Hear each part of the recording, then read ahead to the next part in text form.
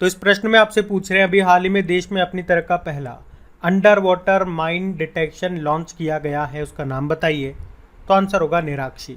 निराक्षी इसका अर्थ होता है पानी में आंखें, और इसे बनाया है कोलकाता स्थित युद्धपोत का निर्माण करने वाली company garden rich ship builders and engineers ने। तो ये एक स्वतंत्र अंडर वाटर व्हीकल है जो पानी के नीचे सुरंगों का पता लगाने के लिए डिज़ाइन किया गया है। मतलब ये देश में अपनी तरह का पहला है। तो पानी के नीचे कई खदानें सुरंगें होती है, ये उनका पता करेगा। इसके स्ट्रक्चर की बात करें तो इसकी लंबाई 2.1 मीटर है। ये मानव रहित है, इसमें कोई मानव नहीं बैठेगा। मतलब इसका शेप बेलनाकार है, सिलेंड्रिकल है। इसका व्यास यानी कि डायमीटर की बात करेंगे तो लगभग 1 फुट इसका डायमीटर है। वज़न की बात करोगे तो 45 किलोग्राम इसका वज़न है। कैपेसिटी बात करें मतलब ये कितनी देर तक पानी में रह सकता है, तो 4 घंटे पानी में रह सकता है ये। इसका नाम है निराक्षी, ये आप ध्यान रखना। और गहराई में बात करें तो 300 मीटर की गहराई तक काम करने में ये सक्षम है, तो ये आप ध्यान रखेंगे। फिर आपको बताना है अभी हाल ही में देश का पहला ऑन साइट प्रतिष्ठित स्थल संग्रहालय ये कहाँ पे स्थापित किया गया। तो आंसर होगा तमिलनाडु में। तो याद रखना ये देश का पहला है ऑन साइट म्यूजियम। कहाँ पे? तमिलनाडु के थूथुकुडी जिले के आदिच नल्लूर स्थान पे। और अब इसकी शुरुआत की है हमारी फाइनेंस मिनिस्टर निर्मला सीतारमण जी ने। अब इसमें होगा क्या? देखो म्यूजियम में क्या होता है, तो जो भी पुरातात्विक चीजें होती है कहीं पर भी अगर खुदाई वगैरह में मिली है वो, तो उसे वहां से निकाल करके उसकी साफ सफाई बढ़िया करके उसे म्यूजियम में ला करके सजा देते हैं, कांच के अंदर रख के सजा देते हैं। वहां जाओ आराम से आप उसे देखो। लेकिन ये एक ऑन साइट है। ऑन साइट मतलब समझ में आ रहा है? जैसे कि आप इंग्लिश मीडियम वालों को तो समझ में आ गया होगा, बाकी को अगर नहीं आ रहा तो ऐसे समझो, आप कोई भी जैसे प्रोडक्ट पंखा लेने गए, कूलर लेने गए, एसी लेने गए आजकल, तो वो नहीं कहता कि भैया 2 साल की ऑन साइट वारंटी है, 1 साल की ऑन साइट वारंटी है। मतलब आपके घर पे आकर के सर्विस करके जाएगा। तो यहाँ पे भी जो भी पुरातात्विक चीजें होंगी वो ऑन साइट आपको देखने को मिलेंगे। मतलब जहां से वो निकले वहीं पर ही आपको देखने को मिलेंगे। जिस अवस्था में वो, जैसे मिट्टी में कितने गड़े हुए हैं, कैसे फूटे हुए हैं, कैसे निकल रहे हैं, उसी स्थल पे उसी ऑन साइट आपको देखने को मिलेंगे। जिस भी कंडीशन में वो चीजें अभी मौजूद है, जैसे कि प्राचीन मिट्टी के बर्तन हो गए, कलाकृतियां हो गई, कंकाल वगैरह, खुदाई में जो भी चीजें मिलती हैं वैसी ही कंडीशन में आपको देखने को मिलेगी। आप वहां देखने जाओगे तो वहां पे ऊपर से मोटा कांच लगा दिया जाएगा। भाई खुदाई करी होगी ना, खुदाई में तो मिलेंगी, खुदाई करी होंगी तो नीचे तो गड्ढा हो रहा होगा, ऊपर से कांच से पैक कर दिया जाएगा, उसे मोटा कांच लगा दिया जाएगा। आप आराम से उसके ऊपर चल करके नीचे आप देख सकते हो। मैंने फोटो भी लगा रखे हैं जिससे आपको चीजें समझ में आ रही होगी किस तरह से माहौल होगा देखने का, कि आप भी देख करके एक बार कह दोगे अरे वाह यार मजा आ गया, यार मजा आ गया। तो ये भारत में अपनी तरह का पहला है। कहां पर? ध्यान रखना, तमिलनाडु में। चलिए फिर बताइए अभी हाल ही में कौन सा बैंक 24/7 वीडियो बैंकिंग सेवा प्रदान करने वाला भारत का पहला बैंक बन गया है। तो आंसर होगा एयू स्मॉल फाइनेंस बैंक। तो एयू स्मॉल फाइनेंस बैंक ये वीडियो बैंकिंग के माध्यम से 24/7 सेवा देने वाला देश का पहला बैंक बन गया है। एयू स्मॉल फाइनेंस बैंक, याद रखना ये देश का सबसे बड़ा स्मॉल फाइनेंस बैंक भी है, जिसकी स्थापना होती है 1996 में। हेडक्वार्टर है जयपुर राजस्थान में और एमडी सीईओ संजय अग्रवाल है। आप जानते हो भी जो उज्जीवन स्मॉल फाइनेंस बैंक है, इसके हेलो उज्जीवन एप्लीकेशन ने 13वां एजिस ग्राहम बेल अवार्ड जीता। और फिनो पेमेंट बैंक भारत में पहली बार सर्च खाता इसने लॉन्च किया था। जबकि इंडियन बैंक की बात करें तो इसने डिजिटल सेवाओं के लिए प्रोजेक्ट वेव नाम से एक नई पहल शुरू की थी। तो ये अभी चर्चा में थे बैंक, ध्यान रखना, इनको बता दिया मैंने आपको। बढ़ते आगे।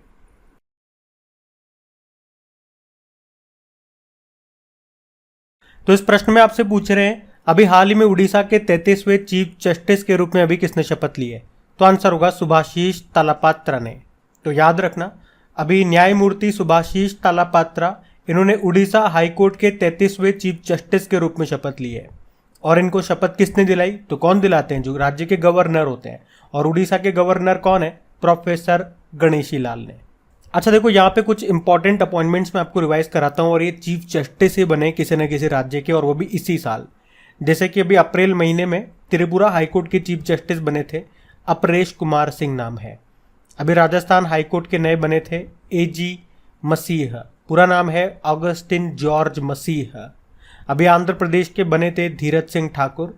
और बॉम्बे हाई कोर्ट के अगर पूछूं तो ये भी अभी नए बने थे, मतलब जो भी मैं आपको नाम बता रहा हूँ ना, ये इसी साल 2023 में अपॉइंट हुए हैं। तो बॉम्बे हाई कोर्ट के नए चीफ जस्टिस कौन बने? देवेंद्र कुमार उपाध्याय। वहीं बात करें अगर छत्तीसगढ़ हाई कोर्ट की तो रमेश सिन्हा बने। गुवाहाटी हाई कोर्ट में बने थे अभी संदीप मेहता, और गुजरात हाई कोर्ट में अभी बनी थी सुनीता अग्रवाल। अभी वैसे हिमाचल प्रदेश हाई कोर्ट में बने थे रामचंद्र राव, और कर्नाटक हाई कोर्ट में कौन बने? पीबी वराले। तो ये सारे ध्यान रखना आप, ये सारे हम पढ़ चुके हैं करंट अफेयर्स में। और अभी उड़ीसा के नए बन गए हैं सुभाषिष तालापात्रा, ये नाम भी ध्यान रखना। बढ़ते हैं आगे। फिर बताइए, अभी हाल ही में मणिपुर हिंसा से प्रभावित लोगों के राहत और पुनर्वास के लिए उच्चतम न्यायालय ने किसकी अध्यक्षता में समिति का गठन किया? तो आंसर होगा गीता मित्तल। आपको बताएं, मणिपुर हिंसा किन दो समुदायों के बीच चल रही है? कुकी और मैते समुदाय के बीच। और गीता मित्तल, इनका नाम आपने जरूर सुना होगा, ये जम्मू कश्मीर की पूर्व चीफ जस्टिस रह चुकी है, और अभी इन्हीं की अध्यक्षता में सुप्रीम कोर्ट ने एक समिति का गठन किया है। क्यों किया? तो मणिपुर हिंसा से प्रभावित लोगों के राहत और पुनर्वास के लिए। चलिए फिर बताइए, हाल ही में सीबीआईसी यानी कि केंद्रीय अप्रत्यक्ष कर और सीमा शुल्क बोर्ड के नए अध्यक्ष किसे नियुक्त किया गया? तो आंसर होगा संजय कुमार अग्रवाल को। तो याद रखना, संजय कुमार अग्रवाल ये बने हैं central board of indirect taxes and customs के नए चेयरमैन। उन्होंने विवेक जोरी का स्थान लिया जो अभी रिटायर्ड हो गए। सीबीआईसी की बात करें तो ये भारत सरकार के वित्त मंत्रालय के तहत राजस्व विभाग का एक हिस्सा है, जिसके नए चेयरमैन संजय कुमार अग्रवाल बने हैं। अच्छा, अग्रवाल साहब ये अभी बड़े फेमस हो रहे हैं, काफ़ी अग्रवाल अभी निकल के आ रहे हैं। जैसे कि एक तो ये संजय कुमार अग्रवाल हो गए, एक नितिन अग्रवाल आपने पढ़ा था, बॉर्डर सिक्योरिटी फोर्स के डायरेक्टर जनरल बने। एक अमित अग्रवाल अभी न्यूज़ में थे, UIDAI के CEO बने हैं। और बाकी जनार्दन प्रसाद ये जियोलॉजिकल सर्वे ऑफ इंडिया के डायरेक्टर जनरल बने। तो ये नाम इंपॉर्टेंट है, इनको ध्यान रखना। बढ़ते हैं आगे। फिर बताइए, हाल ही में भारत के गृह सचिव का कार्यकाल 1 साल के लिए बढ़ा दिया गया। नाम बताओ, उनका नाम क्या है? तो आंसर होगा अजय कुमार भल्ला। तो अजय कुमार भल्ला ये हमारे केंद्रीय गृह सचिव है, होम सेक्रेटरी हैं, और अभी इनका कार्यकाल 1 साल और बढ़ा दिया गया। तो उनका इस पद पर ये चौथा सेवा विस्तार है। वे 2019 में गृह सचिव बने थे। आपको पता है राजीव गौबा अभी कैबिनेट सेक्रेटरी हैं, ये इनका कार्यकाल अभी 1 साल के लिए फिर से बढ़ाया गया। और इस तरह से आप कह सकते हो कि इतिहास में सबसे लंबे समय तक कैबिनेट सचिव रहने वाले ये व्यक्ति होंगे जैसे ये कार्यकाल पूरा कर लेंगे।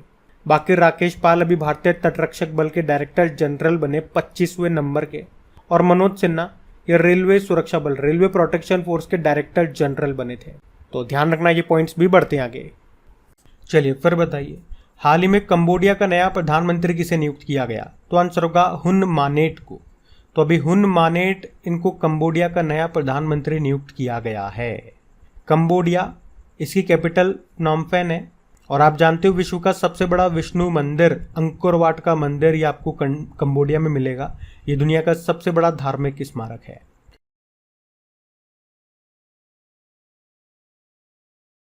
चलिए फिर बताइए, FISU वर्ल्ड यूनिवर्सिटी गेम्स 2023 में पदक तालिका में भारत कौन से स्थान पर रहा? तो आंसर होगा 7वें स्थान पे। तो वर्ल्ड यूनिवर्सिटी गेम्स 2023 की बात कर रहे हैं। इस बार ये इसका 31वां संस्करण था। याद रखना, ये हर 2 साल में होता है। अभी 28 जुलाई को शुरू हुआ, जो कि 8 अगस्त 2023 तक चला। कहाँ पे? चेंगदू, चाइना में।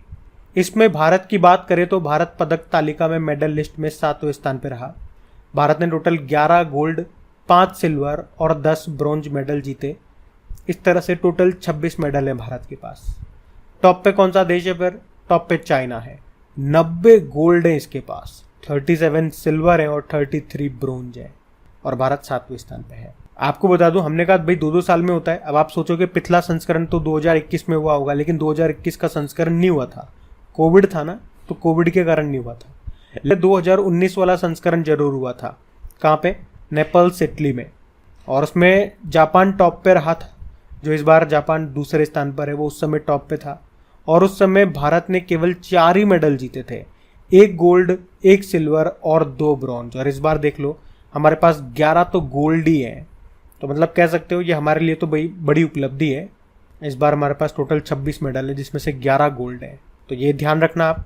और अभी आप चलिए फिर बताइए, अभी हाल ही में स्पोर्ट्स अथॉरिटी ऑफ इंडिया ने चीयर फॉर इंडिया अभियान के तहत किस नाम से एक शॉर्ट मूवी सीरीज शुरू की है? तो आंसर होगा हल्ला बोल।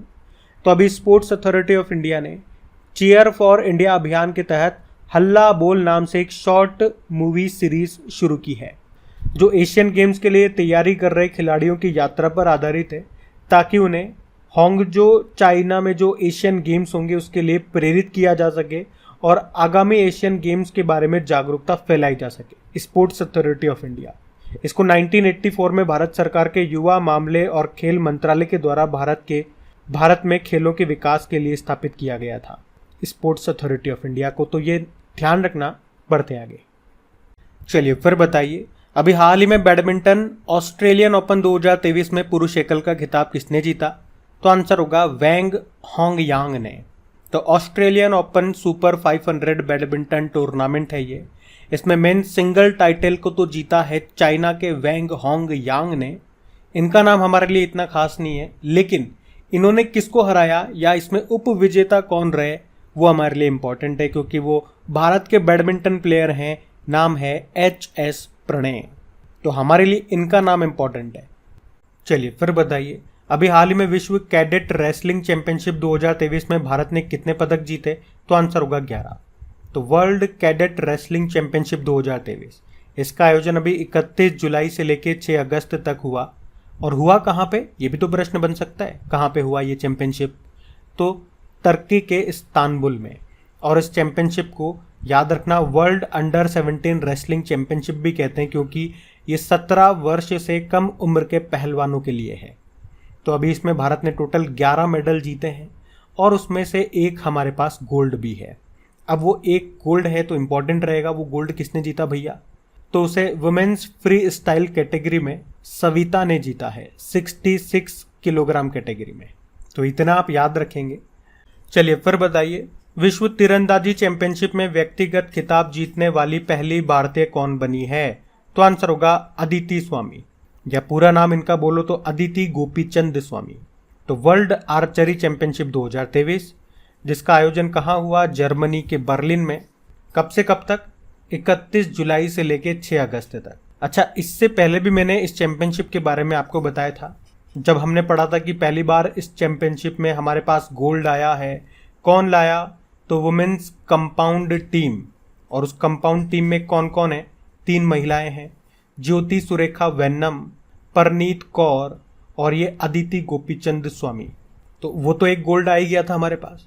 उसके बाद अभी व्यक्तिगत श्रेणी में भी हमारे पास गोल्ड आ गया, महिलाओं में भी आया और पुरुषों में भी आया।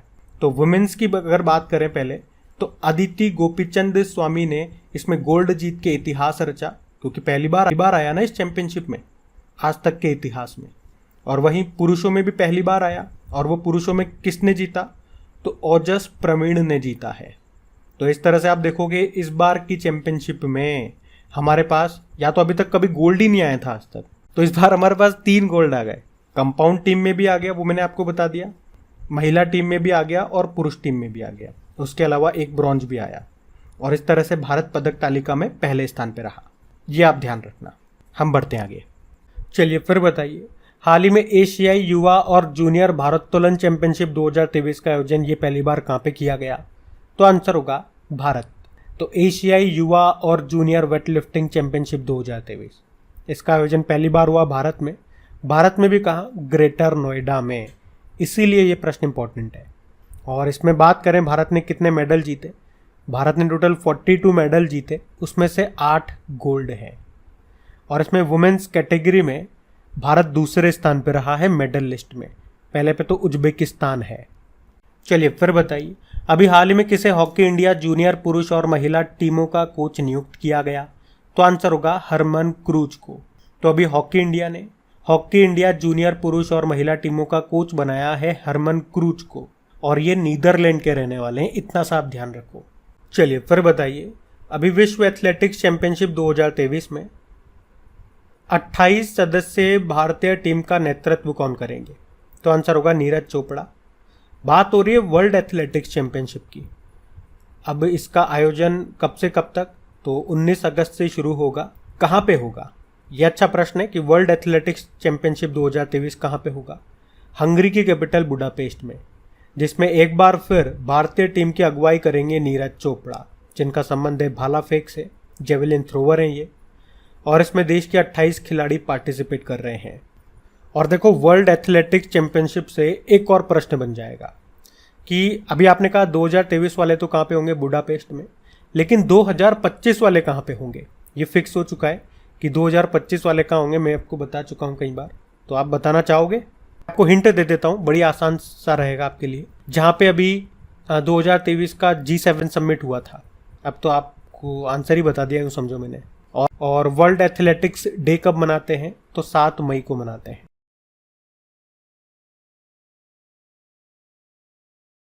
चलिए फिर बताइए, राष्ट्रीय हथकरघा दिवस 2023 की थीम क्या है? तो आंसर होगा सतत फैशन के लिए हथकरघा।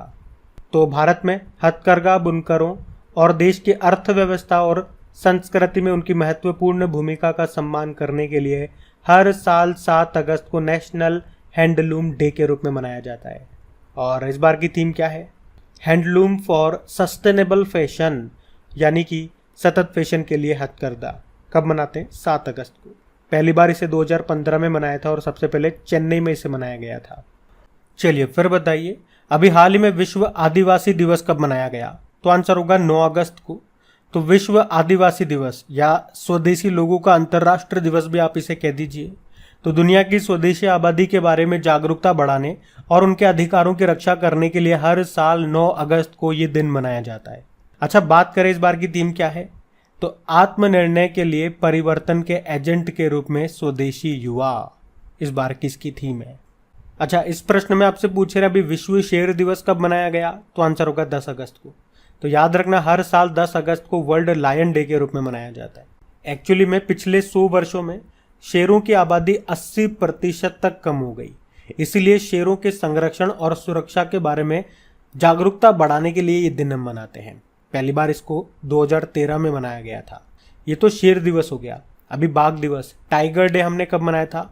29 जुलाई को मनाया था, वो भी याद रखना। बढ़ते हैं आगे। फिर बताइए, अभी विश्व जैव ईंधन दिवस कब मनाया गया? तो आंसर होगा 10 अगस्त को। तो हर साल 10 अगस्त को वर्ल्ड बायोफ्यूल डे के रूप में मनाया जाता है। ये दिन सर रुडोल्फ डीजल के द्वारा किए गए अनुसंधान प्रयोग के सम्मान में मनाया जाता है, जिन्होंने 1853 में मूंगफली के तेल से इंजन चला दिया था। और उन्होंने ये भविष्यवाणी की थी कि भविष्य में जैव ईंधन यानी कि बायोफ्यूल का उपयोग होगा इंजन चलाने के लिए। तो वर्ल्ड बायोफ्यूल डे कब मनाते हैं हम? 10 अगस्त को मनाते हैं।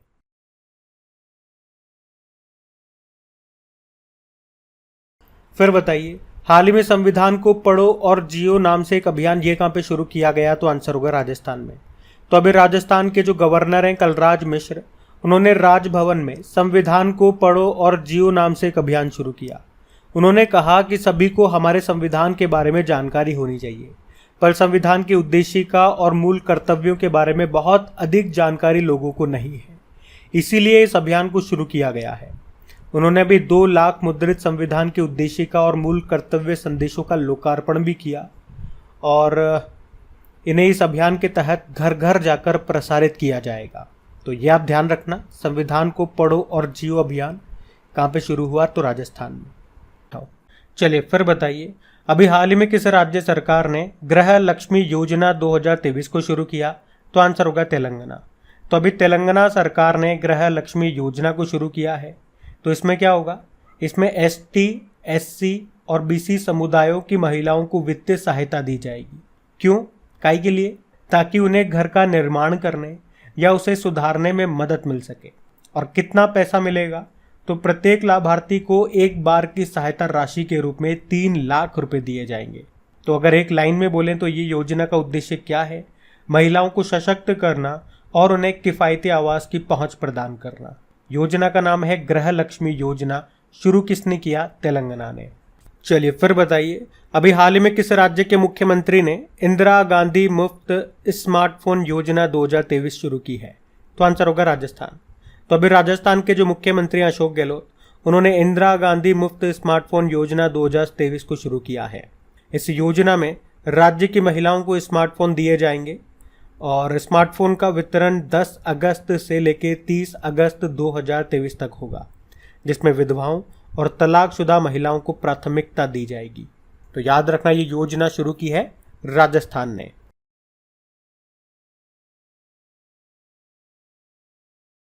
तो इस प्रश्न में आपसे पूछ रहे हैं कि अभी अगस्त 2023 में मालाबार एक्सरसाइज का आयोजन ये कहाँ हुआ? तो आंसर होगा ऑस्ट्रेलिया में। तो मालाबार एक्सरसाइज की बात कर रहे हैं, जो कि क्वाड देशों के बीच में होता है, जो कि एक नौसैनिक अभ्यास है, और ऑस्ट्रेलिया पहली बार इसे होस्ट कर रहा है। अच्छा, क्वाड देशों में कौन कौन आते हैं? भारत, जापान, ऑस्ट्रेलिया और अमेरिका। अब यहाँ से एक और प्रश्न आपके मन में आएगा कि अभी 2023 में जो क्वाड समिट है उसका आयोजन कहाँ पे हुआ?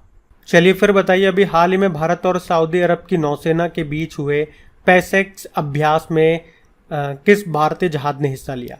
तो आंसर होगा INS चेन्नई। तो अभी भारत और सऊदी अरब के बीच में हुए पैसेक्स यानी कि पैसेज एक्सरसाइज में भारत की तरफ से INS चेन्नई ने हिस्सा लिया। तो ये एक नेवल एक्सरसाइज है जो हुआ कहाँ पे?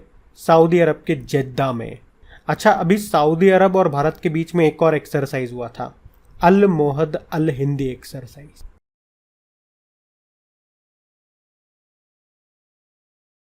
चलिए फिर बताइए, हाल ही में ट्रेकोमा को खत्म करने के लिए WHO के द्वारा मान्यता प्राप्त 18वां देश कौन सा बना? तो आंसर होगा इराक। तो अभी WHO ने आधिकारिक रूप से इराक को ट्रेकोमा को सार्वजनिक स्वास्थ्य समस्या के रूप में सफलतापूर्वक नष्ट करने वाले 18वें देश के रूप में मान्यता दी है। साथ ही WHO यानी कि वर्ल्ड हेल्थ ऑर्गेनाइजेशन ने इराक को ग्लोबली नेग्लेक्टेड ट्रॉपिकल डिजीज को नष्ट करने वाले 50वें देश के रूप में भी स्वीकार किया है। देखो, ट्रेकोमा की बात करें तो ये बैक्टीरिया से होने वाला संक्रमण है जो आंखों को इफेक्ट करता है। इसमें आंखें प्रभावित होती है। और कौन सा बैक्टीरिया है? तो क्लामिडिया ट्रोकोमेटिस। तो ट्रेकोमा याद रखना, ये दुनिया भर में अंधेपन का प्रमुख कारण है। चलिए फिर बताइए, अभी अगस्त 2023 में किस राज्य ने पिछड़े वर्गों के लिए गुरु गोरखनाथ बोर्ड का गठन किया? तो आंसर होगा राजस्थान। तो अभी राजस्थान सरकार ने जोगी, योगी और नाथ समुदायों की समस्याओं और मुद्दों की पहचान करने के लिए गुरु गोरखनाथ बोर्ड का गठन किया। तो ये बोर्ड इन पिछड़े वर्गों को बुनियादी और आवश्यक सुविधाएं प्रदान करने के लिए प्राथमिक सर्वेक्षण रिपोर्ट के आधार पर राज्य सरकार को सुझाव भेजेगा। चलिए फिर बताइए, कौन सा देश भारत से हिंदुस्तान एरोनॉटिकल लिमिटेड के द्वारा निर्मित भारतीय डॉर्नियर विमान खरीद रहा है? तो आंसर होगा गुयाना। तो अभी गुयाना के राष्ट्रपति हैं मोहम्मद इरफान अली। उन्होंने हिंदुस्तान एरोनॉटिकल लिमिटेड से 2 डॉर्नियर 228 विमान खरीदने पर सहमति व्यक्त की है। ये विमान भारतीय सेना और तट रक्षक के लिए हिंदुस्तान एरोनॉटिकल लिमिटेड के द्वारा निर्मित एक जुड़वा इंजन वाला टर्बो प्रॉप अत्याधुनिक बहुमुखी मल्टी मिशन समुद्री गश्ती विमान है। तो सिंपल सा क्या याद रखना है इस क्वेश्चन में? तो एक लाइन में याद रखना कि कौन सा देश हिंदुस्तान एरोनॉटिकल लिमिटेड से 2 डॉर्नियर 228 विमान खरीद रहा है? तो आंसर होगा गुयाना। गुयाना ये साउथ अमेरिका का एक देश है जिसकी कैपिटल होती है जॉर्ज टाउन और प्रेसिडेंट है मोहम्मद इरफान अली। अब मेरा एक प्रश्न होगा आपसे, मोहम्मद इरफान अली ये भारत आए हुए थे, एज ए चीफ गेस्ट हमने इनको बुलाया था, किस मौके पर बुलाया था ये आपको बताना है कमेंट बॉक्स में। चलिए फिर बताइए, अभी हाल ही में स्पेन के वैज्ञानिकों के द्वारा खोजा गया प्राकृतिक बैक्टीरिया TC1 किस रोग के नियंत्रण में सक्षम है? तो आंसर होगा मलेरिया। तो अभी स्पेन के वैज्ञानिकों ने एक ऐसे बैक्टीरिया की खोज की है जो मलेरिया को रोकने में बड़ा हथियार साबित हो सकता है। इस बैक्टीरिया को नाम दिया गया TC1। अब आप पूछोगे कैसे, ये कैसे होगा? तो आपको ये तो पता है ना कि मलेरिया कैसे होता है। अब आप कहोगे कि मच्छर के काटने से होता है, पर कौन सा मच्छर भैया? तो आप कहोगे मादा एनाफिलीज मच्छर के काटने से। अब ये बात भी पूरी तरह से सच्ची नहीं है। एक्चुअली में मादा एनाफिलीज जो मच्छर है वो तो वेक्टर वाहक का काम करता है। अगर उस मादा एनाफिलीज मच्छर में प्लाज्मोडियम प्रोटोजुआ जो परजीवी है अगर वो उपस्थित है और वो मच्छर आपको काटता है तो उसके अंदर जो प्लाज्मोडियम प्रोटोजुआ परजीवी है वो आपके ब्लड में चला जाएगा और वो प्रोटोजुआ वो परजीवी मलेरिया का कारण बनता है। अब चलो ये तो साइंस की बात हो गई। करंट अफेयर्स क्या है इसमें? तो इसमें करंट अफेयर्स ये है कि अभी स्पेन के वैज्ञानिकों ने जो ये TC1 बैक्टीरिया खोजा है ना, ये एक खास तरह का केमिकल यानी कि हार्मोन छोड़ता है जो परजीवी यानी कि प्लाज्मोडियम को पनपने से रोक देता है, उसके संक्रमण को आगे बढ़ने से रोकता है। तो ये तो बहुत अच्छी बात है। तो अब स्पेन के वैज्ञानिकों ने कहा कि हम इससे मलेरिया की दवा। फिर बताइए, अभी हाल ही में गैंडों के संरक्षण के लिए राइनो टास्क फोर्स का गठन की घोषणा किसने की? तो आंसर होगा बिहार। तो राइनो टास्क फोर्स का गठन किया गया किसके लिए? गैंडों के संरक्षण के लिए। कहाँ पे? बिहार में। बिहार का जो एकमात्र नेशनल पार्क है ना, कौन सा? Valmiki national park. वहां पे गैंडों को संरक्षण देने के लिए ये राइनो टास्क फोर्स का गठन किया गया। फिर बताइए, अभी हाल ही में G20 देशों की कला प्रदर्शनी का शुभारंभ ये कहाँ पे हुआ? तो आंसर होगा बिहार में। तो बिहार के पटना में जो बिहार म्यूजियम है ना, वहाँ पर G20 देशों की कला प्रदर्शनी का आयोजन किया गया। इसका आयोजन 2 महीने के लिए हो रहा है और इसकी थीम क्या है? Together we art. G20 की बात करें, इसकी स्थापना होती 1999 में। 19 देश हैं और एक यूरोपियन यूनियन है। 2023 में भारत इसकी अध्यक्षता कर रहा है और अगले साल इसकी अध्यक्षता ब्राज़ील करेगा। इस बार इसकी थीम याद रखना वसुधैव कुटुंबकम है, या one earth one family one future भी बोल दीजिए। शेरपा है अमिताभ कांत और इसका लोगो भी से भी प्रश्न बन सकता है कि लोगो में जो कमल का फूल है उसमें कितनी पंखुड़ियाँ हैं, पूछ ले। तो 7 हैं, जो कि 7 महाद्वीपों और संगीत के 7 स्वरों को रिप्रेजेंट करती है। चलिए फिर बताइए, हाल ही में कमरे के तापमान वाले सुपर कंडक्टर जिसका नाम रखा है LK99, इसकी खोज किसने की है? तो आंसर होगा साउथ कोरिया। तो अभी साउथ कोरिया के वैज्ञानिकों ने एक ऐसी सामग्री खोजी है जो कमरे के तापमान पर भी सुपर कंडक्टर की तरह बिहेव कर रहा है और उसी को नाम दिया है LK99। चलिए फिर बताइए, अभी रक्षा मंत्रालय के कंप्यूटर्स में अब माइक्रोसॉफ्ट ऑपरेटिंग सिस्टम की जगह किसका इस्तेमाल किया जाएगा? तो आंसर होगा माया ऑपरेटिंग सिस्टम। तो अब इस साइबर खतरों को ध्यान में रखते हुए हमारे रक्षा मंत्रालय ने यह फैसला किया है कि अब रक्षा मंत्रालय में जो भी कंप्यूटर्स हैं वहां पर माइक्रोसॉफ्ट ऑपरेटिंग सिस्टम की जगह हम अपना घरेलू रूप से विकसित ऑपरेटिंग सिस्टम जिसका नाम रखा गया है माया, तो माया ऑपरेटिंग सिस्टम का हम इस्तेमाल करेंगे, क्योंकि रक्षा मंत्रालय का मानना है कि ओपन सोर्स प्लेटफॉर्म पर आधारित ये जो नया ऑपरेटिंग सिस्टम है ये साइबर सुरक्षा को बढ़ावा देगा। तो माया ऑपरेटिंग सिस्टम का निर्माण ये ओपन सोर्स उबंटू फ्रेमवर्क का उपयोग करके किया गया है। और निर्माण किया किसने? तो DRDO, सीडेक पुणे और राष्ट्रीय सूचना विज्ञान केंद्र ने मिलकर के इसका निर्माण किया। तो ये आप ध्यान रखना, इसका नाम है माया। फिर बताइए, हाल ही में अफ्रीका में हेल्थ केयर विस्तार के लिए ग्लोबल लीडर अवार्ड किसे प्रदान किया गया? तो आंसर होगा जयेश सैनी को। तो अभी जयेश सैनी को अफ्रीका में हेल्थ केयर विस्तार के लिए ग्लोबल लीडर अवार्ड 2023 से सम्मानित किया गया। तो उनके नेतृत्व में लाइफ केयर ग्रुप को पूर्वी अफ्रीका में स्वास्थ्य सेवाओं के विस्तार में उनके उल्लेखनीय योगदान के लिए उन्हें यह अवार्ड मिला है। बाकी अभी 2023 के लिए एलिजाबेथ लॉन्गफोर्ड पुरस्कार किसने जीता? रामचंद्र गुहा ने। इकबाल मसीह पुरस्कार 2023 किसने जीता? बाल श्रम उन्मूलन के लिए ललित नटराजन ने। और यंग यूरोलॉजिस्ट पुरस्कार जीता डॉक्टर नित्या अब्राहिम ने। तो ये नाम भी न्यूज़ में ध्यान रखना। बढ़ते आगे। तो इस प्रश्न में आपसे पूछ रहे, अभी हाल ही में अमेजन वर्षा वनों की रक्षा के लिए अमेजॉन सहयोग संधि संगठन की स्थापना ये कहाँ पे की गई? तो आंसर होगा ब्राज़ील में। तो अभी अमेजॉन सहयोग संधि संगठन इसकी स्थापना की गई है और साउथ अमेरिका के 8 देशों ने इसकी स्थापना की है। कहाँ पर स्थापना की गई? बेलम, ब्राज़ील में। तो यहाँ पे जो अमेजन वर्षा वन है जिन्हें बोला जाता है पृथ्वी के फेफड़े, लंग्स ऑफ अर्थ। क्यों? क्योंकि ये बहुत बड़ी मात्रा में ऑक्सीजन का उत्पादन करते हैं। तो अभी इन्हीं के संरक्षण के लिए एक संधि की स्थापना की गई। कहाँ पे? ब्राज़ील में। तो ये आपको याद रखना है। चलिए फिर बताइए, हाल ही में केरल विधानसभा ने प्रस्ताव पारित कर केंद्र से केरल का नाम बदलकर क्या करने का आग्रह किया? तो आंसर होगा केरलम। तो अभी केरल विधानसभा ने सर्वसम्मति से एक प्रस्ताव पारित कर केंद्र सरकार से राज्य का नाम केरल से बदलकर केरलम करने का आग्रह किया है। और वैश्विक स्तर पर राज्य की उपलब्धियों का समर्थन करने के लिए केरल राज्य भी 1 नवंबर से केरालियाम 2023 मनाएगा।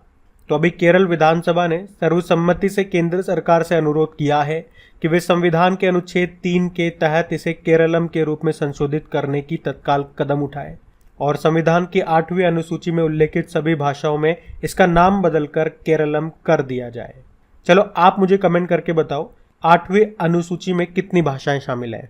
फिर बताइए, हाल ही में जल जीवन सर्वेक्षण 2023 के तहत सबसे अधिक प्रदर्शन करने वाला जिला कौन सा बन गया है? तो आंसर होगा श्रीनगर। तो जम्मू कश्मीर का श्रीनगर जिला ये जल जीवन सर्वेक्षण के तहत सबसे अधिक प्रदर्शन करने वाला जिला बन गया है, जिसने भारत में 114 हर घर जल प्रमाणित गांवों को पीछे छोड़ दिया। तो ये उल्लेखनीय मान्यता जल जीवन मिशन के सफल कार्यान्वयन के लिए श्रीनगर की प्रतिबद्धता को मजबूत करती है। तो श्रीनगर ने 1 अक्टूबर 2022 से लेकर 30 जून 2023 तक आयोजित जल जीवन सर्वेक्षण के मूल्यांकन में अपने असाधारण प्रदर्शन के माध्यम से ये सम्मान हासिल किया है। अब आप पूछोगे ये जल जीवन मिशन कब लॉन्च हुआ था? तो आंसर होगा 2019 में, जिसका उद्देश्य क्या है? 2024 तक हर घर नल कनेक्शन करना।